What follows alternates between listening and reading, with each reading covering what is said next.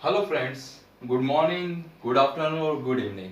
आज हम देखने जा रहे हैं मोस्ट इंपॉर्टेंट टॉपिक पाचन तंत्र बायो का। बहुत सारे एग्जाम भी आ गई, संविदा का नोटिफिकेशन भी आ गया और ग्रुप डी की एग्जाम भी आ चुकी है। तो जिसमें साइंस का पोर्शन बहुत ज्यादा है और ज्योग्राफी के में 70 वीडियो अलग से पूरा पीएससी के तहत मैं पूरे वीडियो बनाऊंगा, 70 वीडियो जो बहुत ही जल्दी चालू हो जाएंगे। और एक और बात, जिन लोगों ने 720 पिक्सल में क्वालिटी बटन में जाके इस पे क्लिक जरूर कर लेना, कि वरना ये डायग्राम आपको चीजें क्लियर नहीं हो पाएगी। और इसके जितने भी नोट्स है, जो हैंड रिटन नोट्स रहेंगे, ये तो पूरा डायग्राम समझा दूंगा। तो आप मैं इसमें लिंक दे दूंगा, व्यापम एग्जाम तैयारी हमारी एप्लीकेशन है, तो वहां पे आपको ये हैंड रिटन नोट्स भी साथ में मिलते जाएंगे। आज हम देखने जा रहे हैं पाचन तंत्र, डाइजेस्टिव सिस्टम के बारे में सबसे पहले देखने जा रहे हैं। डाइजेस्टिव सिस्टम में कौन सी चीज क्या होती है, क्या क्या काम रहता है, तो वो चीज देखने जा रहे हैं। उससे पहले हम बात कर लेते हैं टीथ की। तो ध्यान रखिए, सबसे मोस्ट इंपॉर्टेंट पहागी चालू होता है, माउथ से स्टार्ट होता है, खाने का पाचन माउथ से स्टार्ट होता है, और जो टीथ रहते हैं। अब टीथ में आपको खाली कुछ याद रखना नहीं है, 21 और 23 याद रखें। क्या रखेंगे? 21 और 23। अब 21 और 23 सीधे हाथ की तरफ के अपन बात कर लेते हैं दांतों की। तो ध्यान रखिए 21 और 23। अब ध्यान रखिए, दो ऊपर के जो दांत रहते हैं उन्हें इंसीरियर कहा जाता है। एक जो दांत रहता है केनिंग रहता है। केनिंग जो रहता है त्रिकोणा दांत रहता है, जो काटने के, किसी भी चीज को काटने के काम में आता है। फिर उसके बाद आता है प्रीमोलर, जो दाढ़ रहती है, दाढ़ के आगे भी दो दाढ़ रहती है, तो उसको प्रीमोलर। और उसके बाद की जो तीन दाढ़ रहती है मोलर। ये पांचों दाढ़ जो है चबाने और पीसने का काम करती है, और चीर फाड़ने का ध्यान रखिए आप, केनिंग करता है। और अगर ये पूरा देख लिया जाए तो 21 और 23 देखिए, 2 और 1 3, 3 और 3 6, 6 और 2 8। 8 राइट तरफ के हो जाएंगे और 8 इधर कितने हो जाएंगे? लेफ्ट तरफ के। टोटल कितना होगा? 16। 16 ऊपर के दांत हो गए और 16 जस्ट नीचे के। तो टोटल दांत कितने हो जाएंगे? आपके 32 दांत हो जाएंगे। और ये क्या डेंटल फॉर्मूला है, ये क्या है? Dental formula. बस याद रखिए 21 और 23, इंसीरियर, कैनिंग, प्रीमोलर और मोलर। ठीक है, मोलर दाढ़ को कहा जाता है, ये अलग अलग डिवाइड कर रखा है। तो ध्यान रखिए, सबसे पहले ये चीज आती है, अमीर लोगों जो रहते हैं उनके उनके जो बच्चे रहते हैं उनमें खून की कमी हो जाती है अक्सर। ऐसा क्यों होता है? तो ये ध्यान रखिए, वो दाढ़ का, ये सारे दांत का प्रयोग अच्छी तरह से नहीं करते, खाने को पीस पीस के खाना पड़ता है, और फिर उसके बाद आपके अग्नाशय में जाता है। अब हम बात कर लेते हैं आपकी जो लार ग्रंथि, उसे सलाइवा कहा जाता है। लार ग्रंथि को सलाइवा कहते हैं। इसमें एंजाइम पाए जाते हैं। अब एंजाइम कौन कौन से हैं? एमटी। ठीक है, याद रखना, मत याद रखेंगे। क्या याद रखेंगे? मुंह में कौन सी चीज आ गई?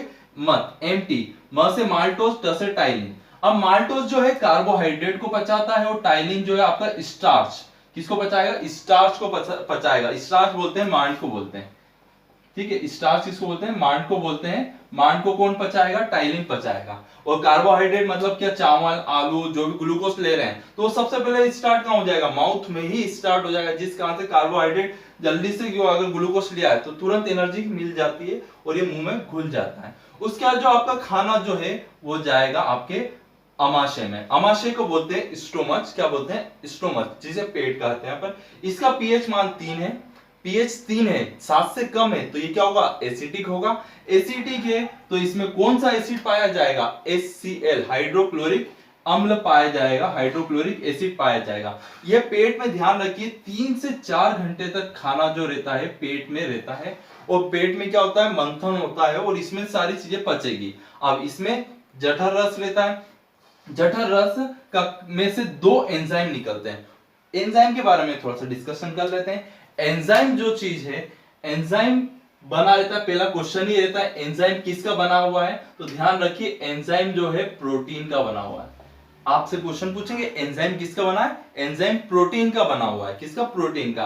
अब एंजाइम शरीर को क्यों जरूरी है? तो ध्यान रखिए, एंजाइम शरीर के लिए बहुत जरूरी है। एंजाइम अगर नहीं होगा हमारे शरीर में तो हम सांस भी नहीं ले सकते, और जितनी भी खाना पचाने की ये सारे आगे चीजें पढ़ेंगे तो सारी चीजें किसके थ्रू हो रही है? एंजाइम के थ्रू हो रही है। अगर एंजाइम नहीं होगा तो हमारा खाना भी नहीं पचेगा, हम सांस भी नहीं ले पाएंगे, और बहुत सारी प्रोसेस रहती है। तो ये सारी चीजें ध्यान रखिए, एंजाइम बना रहता है प्रोटीन का, और ये जितने भी माल्टोज, टाइलिन, ये पढ़ाई, ये सब भी क्या है? एंजाइम है।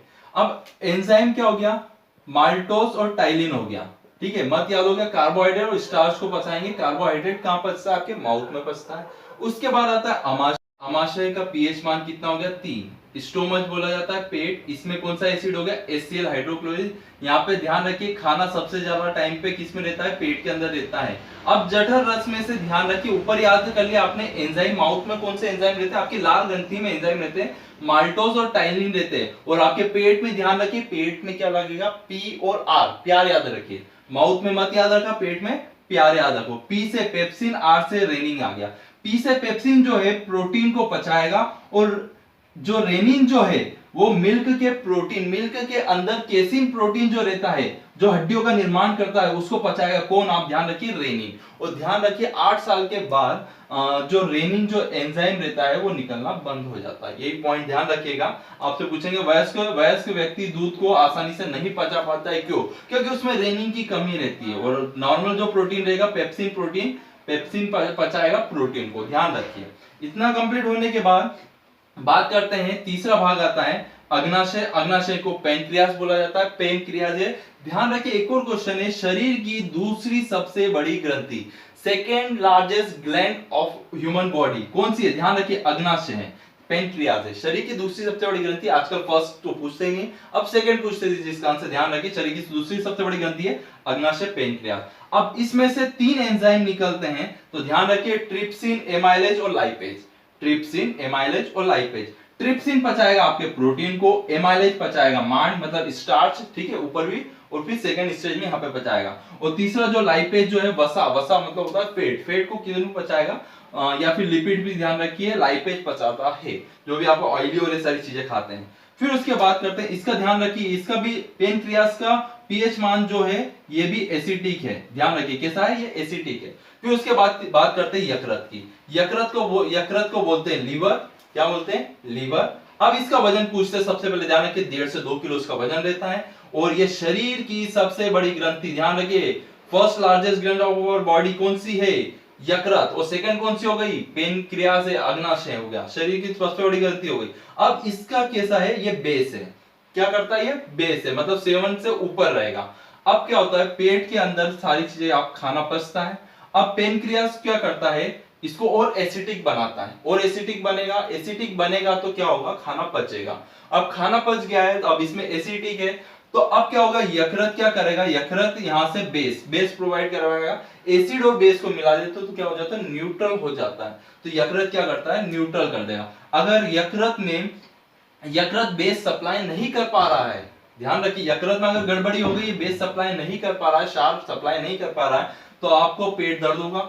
पेट दर्द होगा तो आप क्या करते हैं, एसिडिटी होता है, एसिडिटी के समय क्या लेते हैं, इनो लेते हैं। तो इनो क्या प्रोवाइड करवाएगा, इसको बेस प्रोवाइड, शार्प प्रोवाइड करवाएगा, जिस कारण से आपका पेट दर्द और यह सारी चीजें समस्या हट जाती है। अब इसमें ध्यान रखिए यकृत में अगर गड़बड़ी हो जाती है, या फिर इसके जो गाल ब्लेडर जो रहता है, पित्त रस जो रहता है, इसके अंदर गड़बड़ी हो गई, तो इसके जो पीला रस है पूरे शरीर में फैल गया। अगर ये शरीर में फैल जाता है तो शरीर में गड़बड़ी हो जाती है, तो क्या हो जाता है, पीलिया हो जाता है, जॉइंटिस बीमारी हो जाती है। तो आपसे पूछेंगे जॉइंटिस बीमारी किस में होती है, मेनली ध्यान रखिए यकृत में, अगर ये यकृत के नीचे एक गाल ब्लेडर रहता है, उसका पीत रस अगर शरीर में फैल जाए तो पीलिया बीमारी हो जाती है। अब एक और पॉइंट ध्यान रखिए, यकृत में ही हेपेटाइटिस होता है।